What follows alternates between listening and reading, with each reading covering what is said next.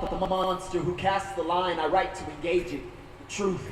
I write to engage the truth. I write to know the things born below, the thing that wakes from sleep in my gut. I write it, the white flag, the surrender of my breastplate. When it surrenders, I write the dark side of the moon with the subconscious spells, what the night visions tell. I write the new in the mind. I write the new that I find. I write the chemic, the stew, the broth, the silent brew, the living tales, the ones that swell, the chemic in his lab. I write that chemic and the things that boil over in the tests. I write the voice when the patches come to life. I write the voice of the creature come to life. I make the story. I won't let it be lonely, won't let it cry itself to sleep, to keep our voices alive. I write to keep our voices alive because the poetry is dialogue, because the words have souls themselves, because I don't want to make story with bullets, because the world is making story with bullets. And I write to devour the fear, and the fear that it does not matter. I write to devour the fear that art does not matter. And I am writing to know myself, and it matters. I know that it matters, and I will know myself.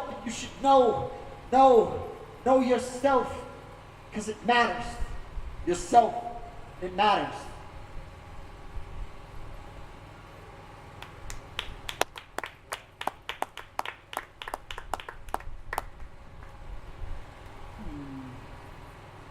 A lot of the crowd is going in. Thank y'all for sticking around to listen to me.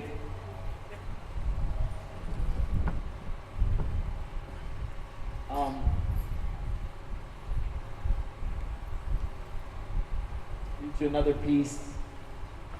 There's a friend of mine who recently was diagnosed with liver cancer. Stage 4. Spread to other organs in her body, and she was given about a week to live after her initial diagnosis. She's got a loving community around her, praying for her and supporting her and well-wishing. The diagnosis continued to change. Maybe a year. We're not sure. And in the process, she reached out to the poetry community. This lady's a poet. She lives in Texas.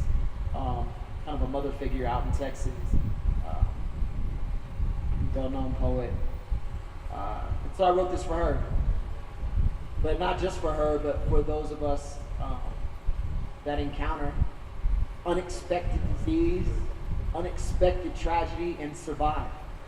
And try to go on surviving. So this is for the survivor. Yeah. This is for the coastline. This is for its levees during the unexpected gale. This is for the walled city once buffeted. For the smolder of concrete and steel, for the smoke the volleyed projectiles leave behind.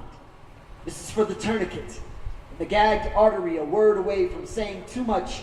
This is for the liver and the stones, the white water of liver during the rapid of cancer and the bones. This is for you. When you've surrendered hope, when the white flag has been raised, this is the love we hold for you, this community. When you are tired of holding yourself up, it is a ransom, a held thing, a fistful of Christ's garment at the hem. It is us crawling on our bellies through the crowd, looking to pickpocket God of your healing. This is us yelling no. From everything cast iron in our stomachs, we will not be coaxed to extinguish. Our tongues will not work. Our tongues will work interminable. Even if they turn to salt, you will know how ferocious a tribe love consists of. Better than that. Better than all of that. When the embers fan out, from the roaring torch we make of all this earthwood, because of the insistent candor of the dogging heat, because our prayers for you will light so much aflame, you will know something so much better. You will know there is a God in this world listening, and that all of us are only kindling for the fire he set to begin with. And knowing that knowing, it will be the greatest handwritten letter of courtship, a sunset confession of love. You will know that many hands gripped the same robe, stole the same virtue, and shared in a mercy God was giving to us all. In this being with you the entire time. The entire time. Thanks, man.